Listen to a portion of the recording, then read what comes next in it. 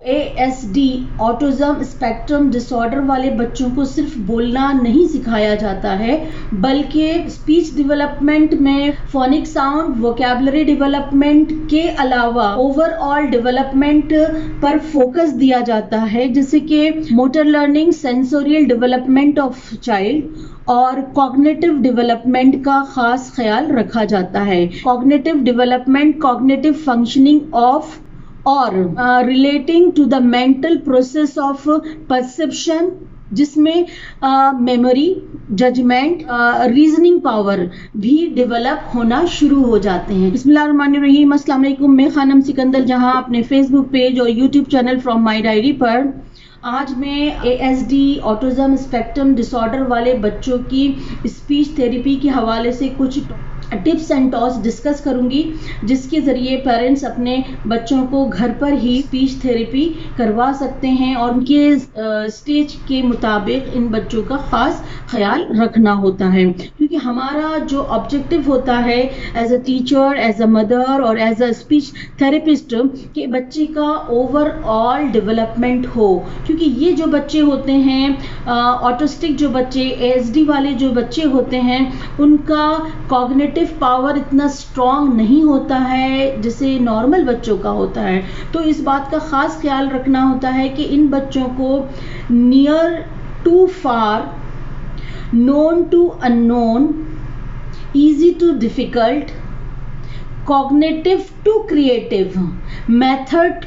के जरिए इनकी स्पीच थेरेपी आसान हो जाती है। स्पीच थेरेपी की जो फर्स्ट टिप है वो है daily routine activity. Daily routine activities जो मदर घर में कर रही हैं, उस एक्टिविटीज में उस बच्चे को जरूर शामिल करें। ये जो ASD वाला बच्चा है और इनके अंदर, क्योंकि ये न्यूरो डेवलपमेंट डिसऑर्डर की वजह से इनमें खुद से समझने की, खुद से आगे स्टेप लेने की सलाहियत नहीं होती है, तो मदर को चाहिए कि घर में इन बच्चों को अपनी रूटीन के अंदर ऐसे कामों में शरीक करते हुए चलें जिससे वो मोटर लर्निंग और कॉग्निटिव डेवलपमेंट, सेंसोरियल डेवलपमेंट भी होता जाए, जिससे वो लैंग्वेज ऑटोमेटिकली का असर उनकी वोकैबुलरी और फोनिक पर होता है और वो अपनी स्पीच में आगे वर्ड बाय वर्ड आगे बढ़ते चले जाते हैं। क्योंकि ये बच्चे इमिटेशन से सीखते हैं और इमिटेशन से सीखते हैं, आप जैसा आप करेंगी वैसा ही वो इमिटेट करते हैं, नकल करते हैं। कॉम करना तो आप उनको कॉम करके दिखाइए, वो भी बच्चे कॉम करना सीखेंगे। और उस दौरान हमने वर्ड का खास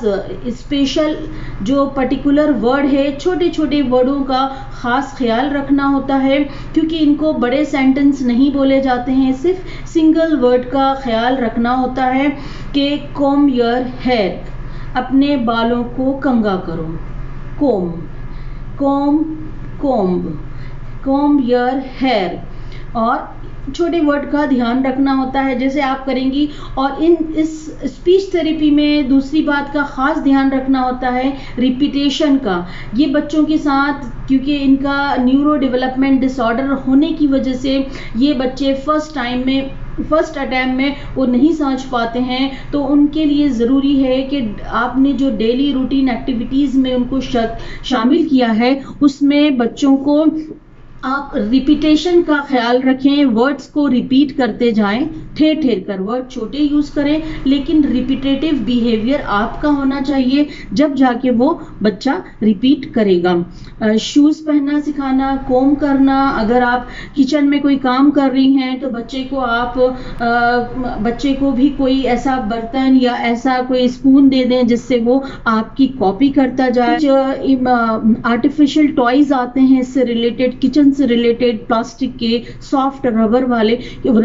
वाले, जिससे बच्चा जो है अपनी मदर को घर में इमिटेशन, नकल के जरिए वो कॉपी करता है और नकल करके वो वैसे ही काम करने की कोशिश करता है। तो उसके साथ साथ आप उसको वर्ड भी देते जाएं, कट,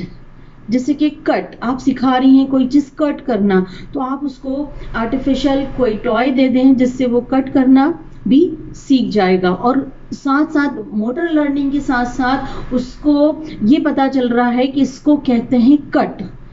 कट। दूसरा डेवलपमेंट, जो उसका कॉग्निटिव डेवलपमेंट हो रहा है, उसकी मेमोरी के अंदर वो मेमोराइज कर रहा है कि इस तरह से इसको